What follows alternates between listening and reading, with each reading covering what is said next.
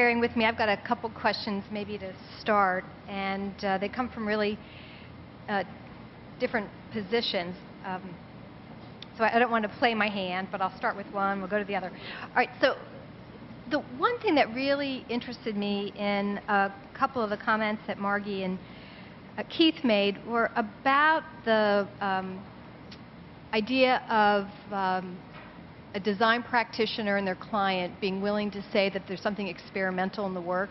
So Margie, in your own garden and in some of the projects you've had long-term relationships, just trying things to see what works. And similarly, Keith, you were talking about this consciousness about adaptive management and not simply having a management plan, but having enough humility and curiosity to say, not sure what's going to work, let's try multiple things. And I wonder if the three of you could talk about that, any other examples that you know where that's worked, ways to make a case with clients about the expansion of scope, and in general, thinking very differently about the designer's role, not ending when the contract documents are done or a little bit of CA, but rather understanding this long-term relationship to find out what actually works and how to be flexible in that context. So I'm interested in what it might mean to think about the designing of experiments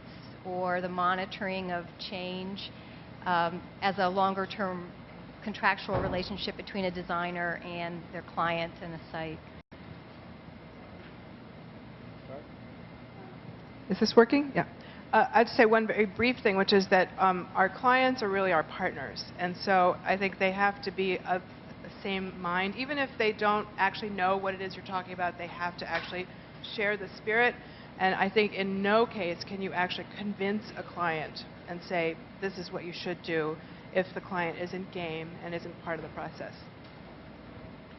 I think it's about educating and empowering the people that are going to be the long-term stewards of that site, and that we don't have all the answers, and that we need to be adaptive throughout the process. There's actually a whole science being developed now of adaptive management, and how you would set up a technical advisory group versus a stakeholder engagement group, and how decision-making would occur between those groups, and how would you take hypotheses that you develop and actually apply them to the landscape, and how do you monitor them and then take that monitoring and feed it back through that whole stakeholder decision-making process. And in doing ecological restoration for the last 30 years, when you first work on a site and put it in the ground, you're only 10% of the way there. And it is, I think, Margie, you said, it's about time. It's this whole temporal aspect of restoration, whether it's cultural restoration or ecological restoration or the combination of both, is time. We don't do a very good job, I think, based on our funding streams and our contractual relationships and whatever, in accounting for that time, and how do you best manage that time over a long-term process. Many restoration projects, but I think whenever I do a garden design, it's kind of an experiment. Almost anyone who's had their own garden reads the books, and the rose is supposed to grow, but the rose just won't grow. So in that regards, almost every landscape that's dealing with living inanimate material is going to potentially present a problem or an issue. I think to the extent that you have a communication with the client, and if the client's a gardener, they will understand that. But quite often we have people who are not that bent, and they're driven by schedule or other agendas. And I think it's very, very difficult. The other thing we are finding as we are getting to these more elaborate ecological services that the site has to perform in not just look good, but it's handling stormwater, cleansing and purification, things of that. Those mechanical systems that interplay with the landscape, the grading and the plants, need to be monitored and fine-tuned over time when you finish the project. And so it's not they're not conventional projects anymore, and I think it's very challenging to find a contractual relationship with a client where you can do that, because it's very hard to set an end schedule. This will be finished then. It's not really that cut and dry. They're not really starts and stops. They're continuums, and when you can sort of peter off from the continuum, I guess. Maybe as a follow-up to that, this issue of having to find intelligent, I think you used that term, intelligent gardeners, let's call it. It just made me, it took me back to a conversation I had with a member of City Council in Charlottesville a couple of months ago, who's also an architect, and she was talking about, I think it was in Providence, Rhode Island, an exciting green jobs program where instead of infrastructural training being focused on gray infrastructure, it was being focused on green infrastructure. And I wonder if you've had any experience or heard of any other localities where there may be a big push to think about the collaborators for these more sophisticated landscape maintenance projects. The New York Horticultural Society, I think Linda Pollack was working with them, actually with inmates and former inmates, to actually have a much higher level of training than just the normal, mowing and leaf stabbing. And I think it's been very, very successful, not only in providing a more skilled workforce, but also really engaging people in their futures in a way that's really meaningful, and just upping the bar, and they're rising to it. We worked on one project where it involved a church and the installation of a huge natural meadow. The meadow was designed with a biologist to make sure we had the correct genus species of plants. They were all contract grown, but it was basically then planted by the congregation. And it doesn't have to be a religious organization. It can happen within the civic realm, is that if you somehow can get community buy-in, everything from attending the meetings to help determine the future of the project to it actually, you do then get a participatory environment that's positive, and that you will get volunteers that help you maintain what you do. Philadelphia Hort Society has been very great in getting volunteers to manage quite a few of our great public gardens in Philadelphia that otherwise would be homeless. You would not have anyone really taking care of them. But they organize the maintenance on a grassroots level for people who live nearby. And that's one way, certainly, to supplement a lack of budget to have professional people there. At the same time, you can train your neighbors to take care of it, and they can do a very, very good job.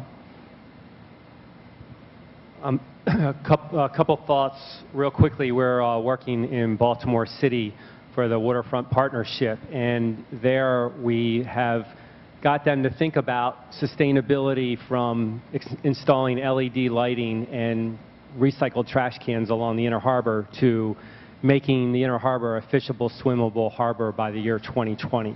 And so they've taken on this, and they've gotten the mayor involved and the governor of Maryland involved, and we're partnering now with several local institutions, Living Classrooms being one of them, to engage inner city youth in the idea of how to maintain these natural systems within the Inner Harbor, whether they're wetlands or whether they're oyster reefs or any type of stormwater management that employs a living systems approach. And so in thinking about that, our office has also been thinking about, and in fact we've worked with maintenance maintenance departments within county agencies, where we have gone out and trained them in these kinds of green infrastructure approaches. That it is more about living systems, and it's about change and adaptation, than it is about gray systems and hard pipes and concrete outlet structures. And so it's a whole different mindset. And we have found that people have been really engaged with that because it is dynamic, it is living, and it is something they can come to work with every day and think about how that's changing and what they need to do to embellish that living system. Okay, I've got one more question, if you don't mind, and then we can open it up. I mean, I was thinking about the three of you, me, when we started practicing, Margie a little bit later than the rest of us, but I know for probably Dennis, maybe Keith and me, the shift towards thinking about native plants was a really big deal. I mean, I still can remember when I was taught vetch was a good ground cover, right? And so, Meade Palmer, bless you. But it's so interesting, right, to begin now to realize that the sites that we're working in, often disturbed, frequently with exotic plants that have been there for centuries, that there is a landscape that we hadn't seen in this shift towards native plants. And I'm wondering if the three of you could, either through the lens of novel ecosystems or wild gardens or wild by design, however you want to talk about it, talk a little bit about the potentials and also maybe the potential problems of, we could call it this new permissiveness in ecosystems, or just the pragmatics of working with a mix of plants and a suite of plants that we've had a tendency to see as different from each other, the exotics and the natives. And I know all of you have many examples of projects where that hasn't been an issue. You've actually relished it, but it would be great to hear you talk about whether there's communication problems with your clients about it, difficulties in getting maintenance done, and what you think some of the aesthetic possibilities are of this openness to a broader mix of plants. That's a loaded question. Actually, when I started practicing 30 years ago, I went right into wetland restoration and using native plants, and I haven't known anything else but that my whole career. That being said, obviously there's a huge difference between non-native plants and exotic invasive species, right? And that there is a place in our landscapes for non-native plants from a cultural standpoint, from a recreational standpoint, from an aesthetic standpoint. But I would also say that there's actually I mean, maybe I didn't emphasize it enough, but there is a huge crisis going on in the world, that we're losing biodiversity, and that what I think we're not doing well is we're not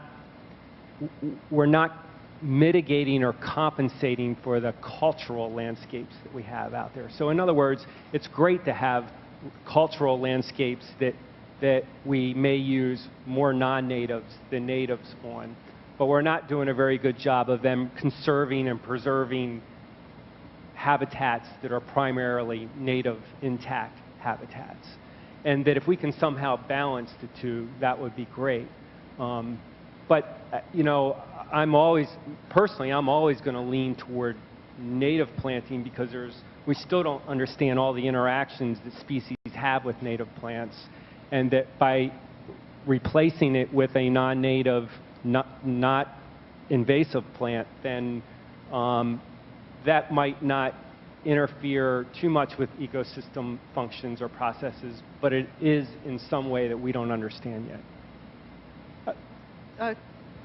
One more quick example, I'm sorry, that, you know, in Washington, D.C. on the Potomac River, hydrilla, which is an invasive aquatic plant, kind of swept through the Potomac River back in the 70s and 80s, and it's still pretty prevalent there. But what we have learned over the last 30 years is that it actually cleaned, it provided water clarity. It actually filtered the sediment out of the water column enough for sunlight to start penetrating down more, that now the natives are coming back.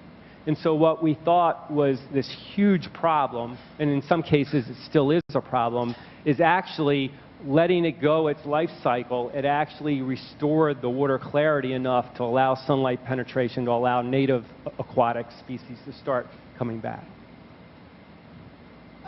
Yeah, I just want to say, when I was in graduate school, it wasn't exotics and it wasn't natives, it was ghost plants, because there wasn't any consideration of plants. And, you know, somebody would be asked in a review, what's that plant? It would be like, I don't know. And the plants were really thought of more as furniture than, you know, living things. But I've worked on a project in Aspen. I think LEED has a few problems, and one of them is this kind of checklist thing: are you using native plants? I was doing a project in Aspen, Colorado, where the covenant said only native plants, and I really was looking at how people make their places in Aspen, and they have like a honeysuckle, not the invasive one, and they have lilacs, and so I had to kind of bargain and plead to be able to put these culturally important plants into the project. I think that happens all the time. Absolutely. I would just say, with regards to plants, plants are usually not the end in the landscape. They're a means to an end. And I guess what is the purpose of the landscape? Is it an active field on which to play baseball or rugby? Well, you're not going to come up with the same grass species if it's going to be grass habitat for the prairie grouse or something like that. It really is a functional, and as a designer, it's just one of the tools in your quiver is your plant palette. And for whom are we designing for what part of the time? And then we'll overlay that with issues of budget and availability of contractors and installers. But what is the function or purpose of the landscape under consideration, and then what is the appropriate plant palette, I think, for that?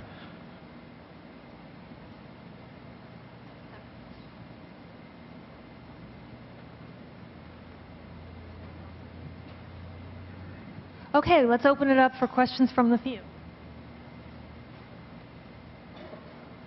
Okay. So this question was inspired by Elizabeth's point at the beginning, which I thought was really perceptive and useful about managing wild gardens or woodlands, not just for tangible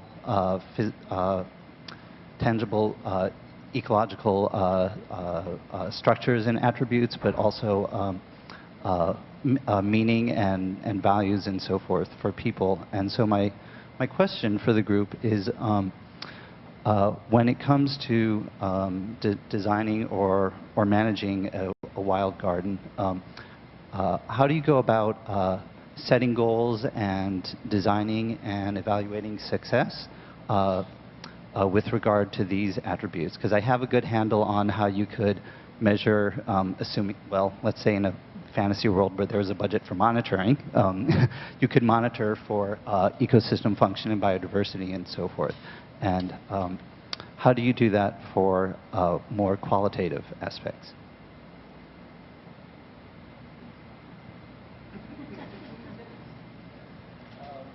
You mean the poetry part?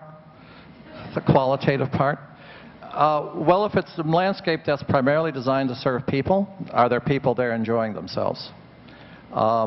We've been designing landscapes, gardens for many years, our firm.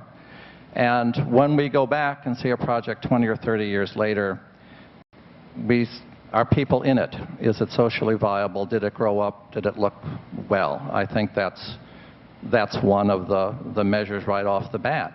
If it's a landscape designed for some sort of biological function or habitat creation, you go back and you start counting the organisms that are there and seeing if you have those levels that the landscape was supposed to achieve. I don't know if I'm answering your question.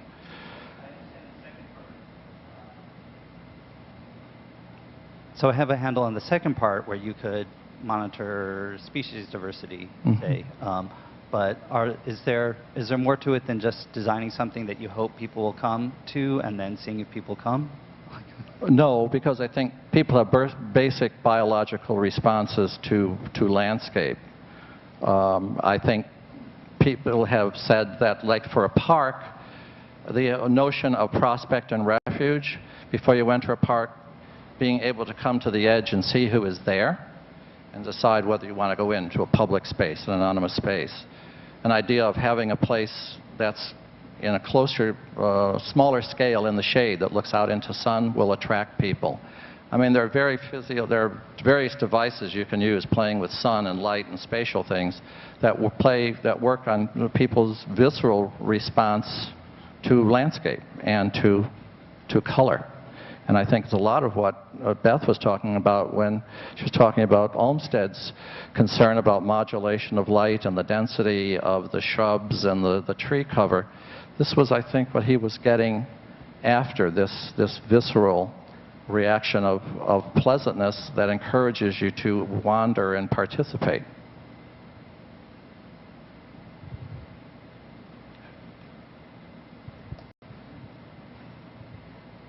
I mean, it's not a coincidence that Olmsted was reading science too. It's Zimmerman, his book on Solitude, that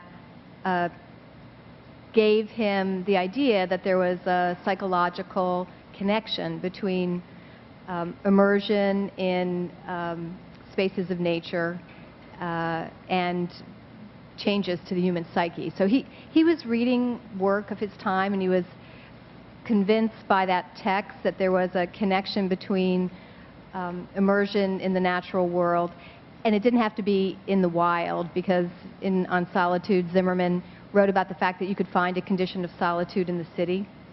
It was a state of mind, right?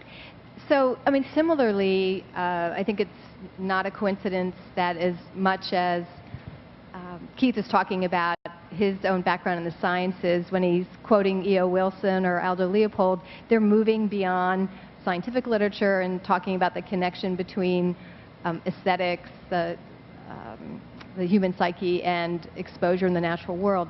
So what I would say, I'd say two things. I think there is a lot of literature out there about the values of access to nature, and landscape architects should be claiming it more. And I just came from the ASLA meeting, and days of declarations with no citations.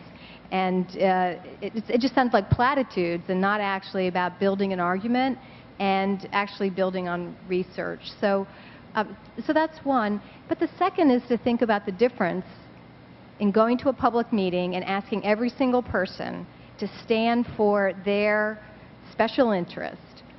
I want to go to the Rambles because I'm interested in cruising, or looking for birds, or taking my children on a, and to ask themselves, but to ask broader questions. Like, what's the effect of that after you leave? How does that, how do you feel at the end of the day after you've done something? And to not ask about the immediate activity, which it seems to me, if you're described as a stakeholder and not a citizen, then you immediately have a position of difference from everyone else instead of a position of commonality. And as much as I'm, all for inclusion and diversity, I think the culture of stakeholders has created a real problem in the public realm, where we get a little bit of something for everyone, but nothing great for the whole. And so I would be asking not so much, what do you do here? Why are you here right now? But to reframe the questions so that you'd have a better sense of the effects of this space on someone's entire psyche and not on their immediate functional need.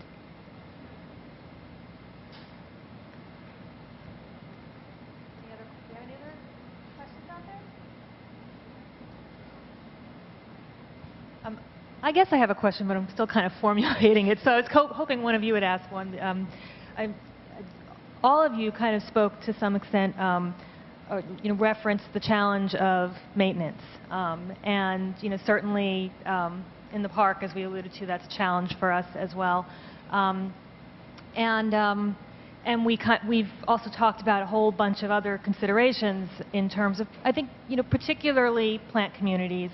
And I don't think we've focused too much on kind of how those work together. Keith, you spoke about adaptive maintenance. So we're looking at, doing things specifically with if we do this, this is what we think will happen. Let's see if it happens.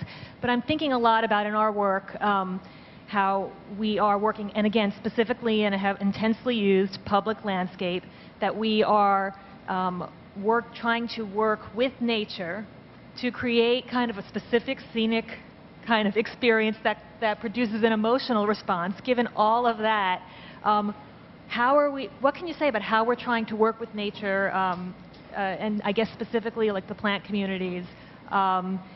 We know that we can't design something that will be sustainable in this context. What kind of balance should we be aiming to strike?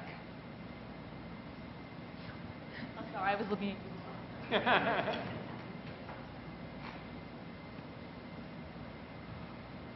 Is that an even harder one? More loaded one?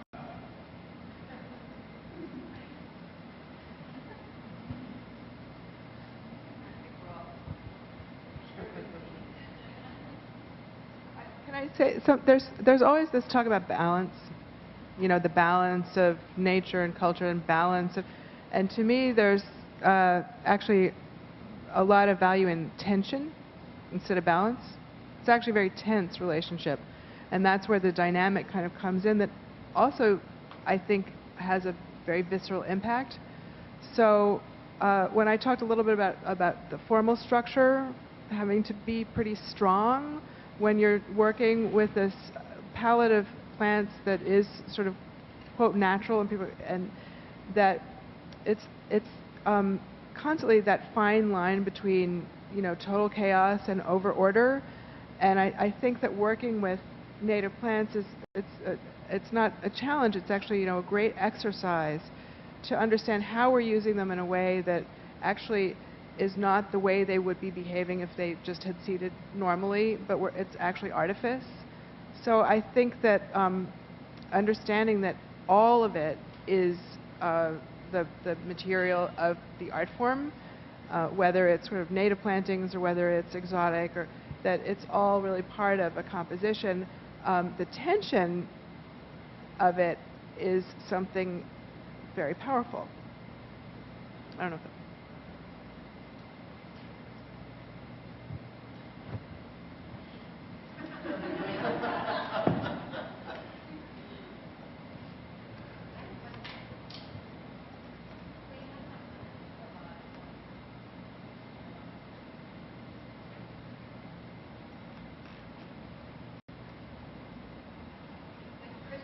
Showing, I think it was, yeah, I think it was Christian. It's been such a day. Could have been Todd too, but I think it was looking at the. Nope, I take it back. It was early. John talking about the work at Central Park and the unbelievable construction photos. It just made me start to think that if people who use the park were able to actually go on construction tours to see how much work goes into the geotextiles, the protection of duff, the putting back down of logs. It's a wonder. It's like going on a construction tour of a skyscraper. And understanding more the life cycle of a constructed landscape might be one step. So, you know, maybe every third grader in a New York City park gets to experience the construction of a landscape, and at the same time, certain moments when they have no access to it. And I bring that up because I remember going to Crissy Field with my nephews, who totally got when they were young that there was sometimes they couldn't go in the marsh or in other areas because of nesting patterns, and they were explaining that to me. We don't go there now. Right? So we expect 24-hour-a-day access every day of the year to landscapes, and it may be that we need to be a little bit more thoughtful about the rotation and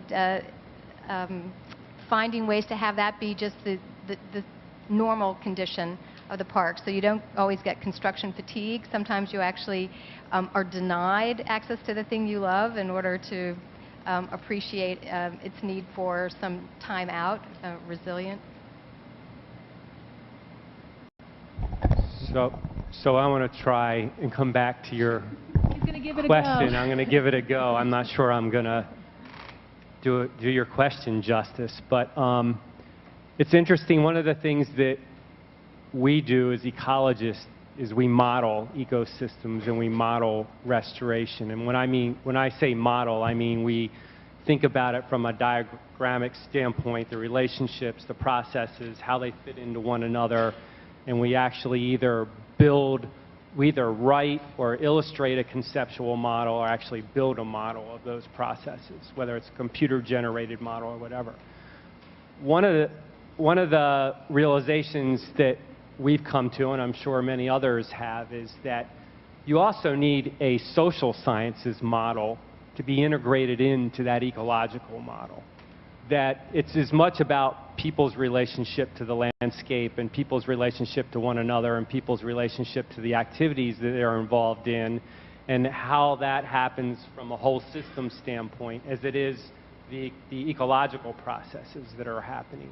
And I think maybe one way of getting at your question is being more rigorous at building those models, however conceptual they are, to then put forth as hypothesis or adaptive management strategies, so you can come back and constantly test and update those models, so it gives you more basis and more confidence as you move forward on the types of maintenance and management that you're doing. So. Okay, thank you. Well, it's past 5. It's been a terrific program. I really want to thank all of our wonderful panelists for have given us, I think, so much to think about. I want to thank the Cultural Landscape Foundation, thank the museum, and thank all of you for coming. And please, let's just keep having this conversation.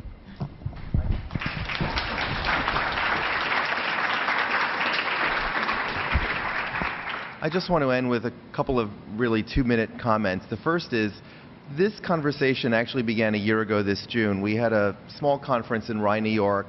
There were about 5 people from the Conservancy that came. And it happened at the J Estate, which had become a kind of volatile community situation, absentee landlords, nobody was taking care of it. And as we're meeting here this week, what's very exciting, it will be announced that the J site will transfer its ownership from state parks over to a nonprofit to deal with the multiple and layered values in their 23 acres of landscape, which is not the building with the white columns, and it's not just the nature preserve. The question that came up at the end here about how to measure success, I think we began the day with it and really bracketed the day, and I for one am more confused than I ever have been, but I'm also more excited. And I just want to make an observation that to me there was kind of an irony as I sat here today that, you know, we announced a list of endangered places yesterday in our landslide list, and it included sites that were actually designed like Pennsylvania Avenue in the beginning in the early 1980s. And we're in a position, and we're very comfortable when it comes to design places as landscape architects, to publicly evaluate that, to have a very naked discourse complete with politics. And as I sat here today thinking about the kinds of reports that Beth and I and others have sort of cited, beginning with Chris this morning, we're not being ambitious enough as an academic and professional community to say, you know, we should be getting those $500,000 NSF grants, that there is a body of knowledge and work that we have to now begin to quantify and codify that begins with the work at Central Park and all across the country, whether it's the Presidio or it's Forest Park in St. Louis. People have been doing this for a while. And we've witnessed by our speakers this morning and this afternoon that there is an enormous trajectory of work being done, please forgive me, on the cultural and natural side. But nevertheless, I think what's happening now is that there is a net that needs to come together, and it needs to be made transparent through Landscape Journal, through maintenance and management notes, and through conferences so that we can learn from all of this and move on. I want to thank again the Conservancy, and in particular Lane and Chris. Thank you all for staying with us past 5 on a Friday, and thank you to all of our speakers.